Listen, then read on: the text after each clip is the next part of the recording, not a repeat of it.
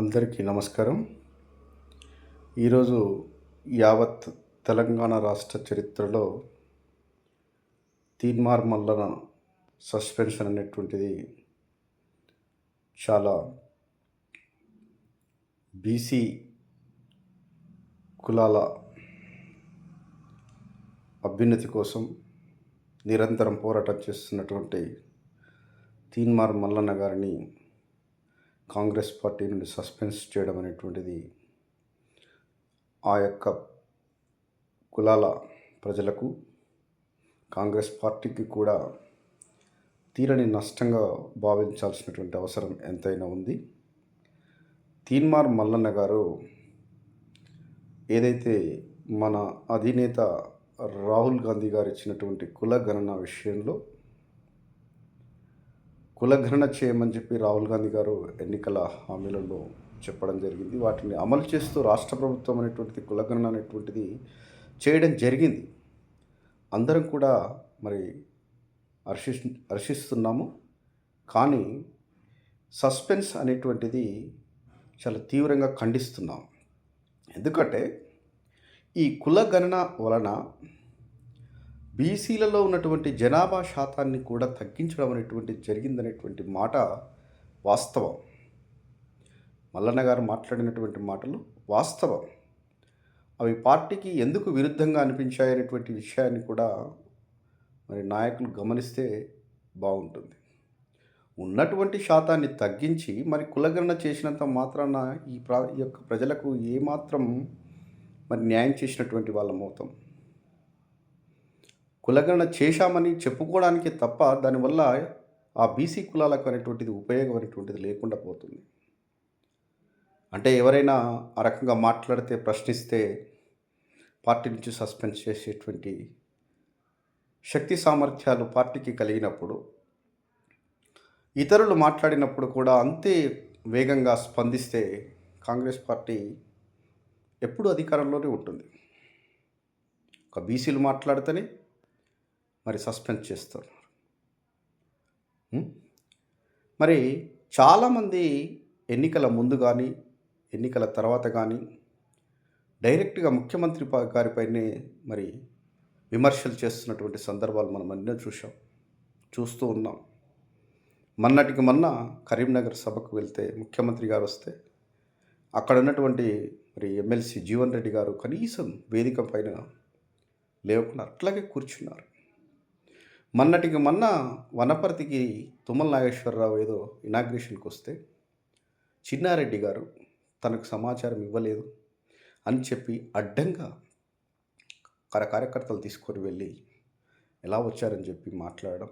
తుమ్మల నాగేశ్వరరావు మరి ఇక్కడ ఈ రకంగా పరిస్థితులు ఉన్నప్పుడు తెలుసుకొని ఎందుకు రాలేదని చెప్పి విమర్శ చేయడం. 40 సంవత్సరాల రాజకీయ జీవితంలో ఒక 2 మండలాలకు సంబంధించినటువంటి ఒక మార్కెట్ కమిటీ చైర్మన్ పదవి అడిగితే నోసుకోలేనటువంటి పరిస్థితుల్లో ఉన్నానా అని చెప్పి మరి మాట్లాడుతూ ఉన్నారు చిన్నారెడ్డి గారు. అంటే ఇవన్నీ ప్రభుత్వం పైన వస్తున్నటువంటి విమర్శలు కావా? డిసిప్లినరీ యాక్షన్ కమిటీ చైర్మన్గా ఉన్నటువంటి చిన్నారెడ్డి గారు చేస్తే పార్టీ పట్టించుకోదు. మునుగోడు ఎలక్షన్లో కోమటిరెడ్డి గారు బయటకు వెళ్ళి మాట్లాడినటువంటి మాటలు తెలుసు. ఒక్క మాట నన్నుకు అద్దంకి దయాకరణ ఆగమాగం చేసి ఇవాళ ఎమ్మెల్యే టికెట్ ఇవ్వకుండా ఎమ్మెల్సీ టికెట్ వస్తే కూడా ఆపి, అంటే ఈ యొక్క బహుజనులకు మాట్లాడితే ఈ రకమైనటువంటి ఇబ్బందులకు గురి చేస్తారు, పార్టీలో నుంచి సస్పెండ్ చేస్తారు.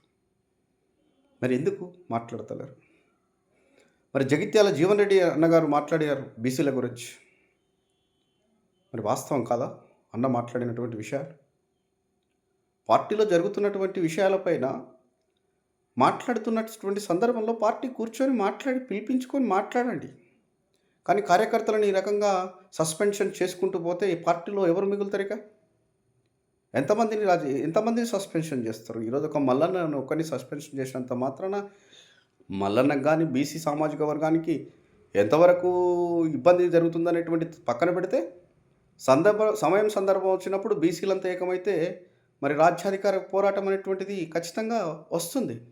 కానీ రాజ్యాధికారం బీసీలకు కావాలని చెప్పి చెబుతూనే మరి వారి మీద ఆధిపత్యం చెలాయిస్తున్నటువంటి మాట వాస్తవం అనేటువంటి విషయాన్ని కూడా మరి రాష్ట్ర కాంగ్రెస్ పార్టీ గానీ, దేశ కాంగ్రెస్ పార్టీ కూడా గ్రహించాల్సినటువంటి అవసరం ఎంతైనా ఉంది.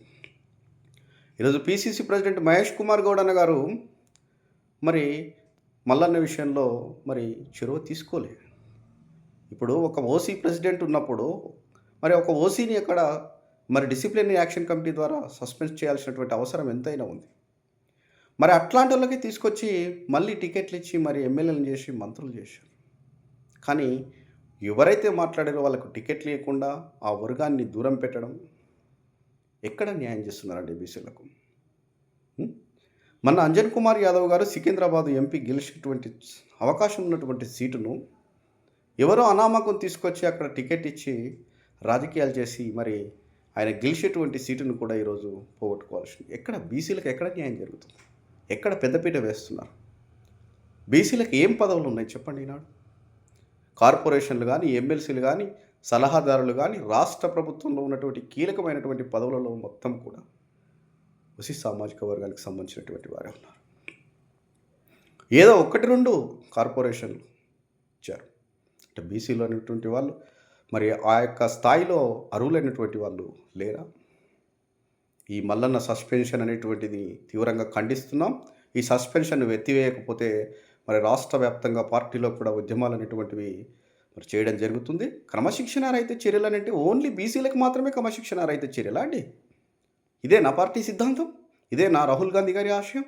ఇదే నా రాహుల్ గాంధీ గారి యొక్క మరి వారసులుగా మనం అనుభవించాల్సినటువంటి పరిస్థితే? దేశంలో మరెక్కడ లేని విధంగా, రాష్ట్రంలో మరెక్కడ లేని విధంగా, ఎక్కడ లేని విధంగా ఈ యొక్క బీసీ కులాలను మరి అనగదొక్కాలనేటువంటి ఆలోచనతో చేస్తున్నటువంటి రాజకీయ కుట్రలోనే మల్లన్న గారి సస్పెన్షన్ అనేటువంటిది జరిగింది.